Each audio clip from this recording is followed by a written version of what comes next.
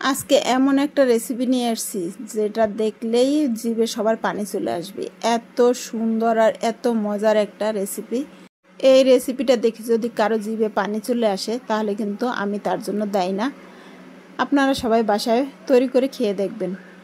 Hello everyone, আসসালামু আলাইকুম। সবাই কেমন আছেন? আশা করি সবাই ভালো আছেন। আমি আল্লাহর অশেষ রহমতে আলহামদুলিল্লাহ ভালো আছি। চলে আসলাম নতুন একটা রেসিপি নিয়ে। আজকের রেসিপিটা হচ্ছে গরুর মাংস কিমা দিয়ে আচার তৈরি। আচার তো গরুর মাংসের বিভিন্নভাবে খেয়েছেন, তবে কিমা দিয়ে কি কখনো খেয়েছেন?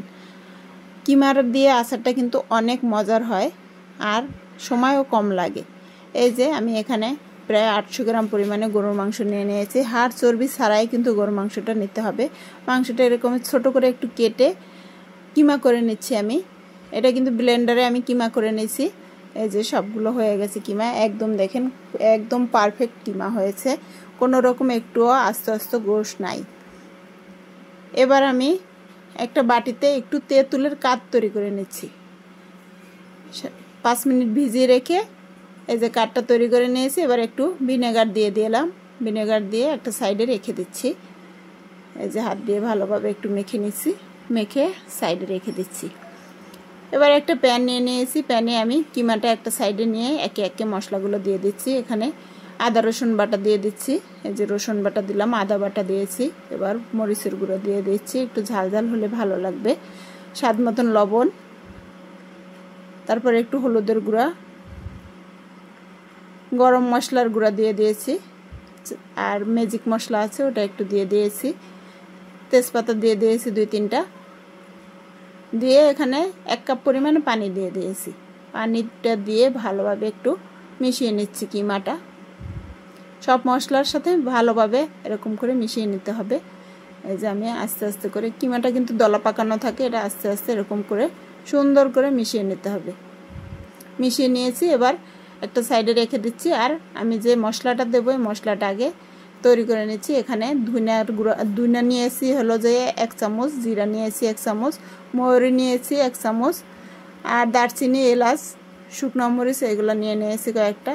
নিয়ে শুকনো খোলায় একটু ভেজে নিচ্ছি। এবার হচ্ছে 1.5 চামচ পরিমাণে সরিষা দিয়ে দিয়েছি। সরিষাটা দিয়ে 2-3 মিনিট একটু হালকা আঁচে রেখে নামিয়ে নেব। এবার গোশটা আমি চুলায় দিয়ে দিয়েছি। চুলায় দিয়ে ভালোভাবে একটু নেড়েচেড়ে ঢেকে দিচ্ছি। ঢাকনাটা তুলে ফাঁকে ফাঁকে একটু নেড়ে দিতে হবে। এই যে দেখুন গোশের কালারটা চেঞ্জ হয়ে আসছে আর গোশ থেকে কিন্তু পানি বেরিয়ে আসছে। আবারও ঢেকে রান্না করছি আমি। এই যে গোশের পানিটা কিন্তু শুকিয়ে গেছে, একদম শুকনো শুকনো করে নামিয়ে নিতে হবে। এই সময় আমি তেজপাতাগুলো সরিয়ে নিচ্ছি। তেজপাতাগুলো সরিয়ে আবারও একটু ভালোভাবে নেড়ে নিচ্ছি যাতে নিচে কোনো রকম পানি না থাকে। এই যে দেখুন পানিটা একদম শুকিয়ে গেছে, আমি এবার তুলে নিচ্ছি। চুলায় আবার একটা প্যান বসিয়ে দিয়েছি। প্যানে 200 গ্রাম পরিমাণে সরিষার তেল দিয়ে দিয়েছি। সরিষার তেল দিয়ে আবার 10-12টা শুকনো মরিচ হালকা একটু ভেজে নিচ্ছি। এই সময় কিন্তু হালকা ভেজে নিতে হবে, কোনো রকম একদম কালো কালো করে ভাজা যাবে না। এবার আস্ত কয়েকটা রসুন দিয়ে দিয়েছি, রসুনটাও একটু ভেজে নিতে হবে। এই যে দেখুন কিভাবে আমি ভেজে নিয়েছি। এবার একটু আদা বাটা, রসুন বাটা দিয়ে দিচ্ছি, দিয়ে ভালোভাবে কষিয়ে নেব। এই যে দেখুন এখানে কিন্তু সরিষার তেলটাই দিতে হবে, অন্য কোনো তেল দিলে হবে না। এবার কিমাটা দিয়ে দিয়েছি, কিমাটা দিয়ে ভালোভাবে নেড়ে নিচ্ছি।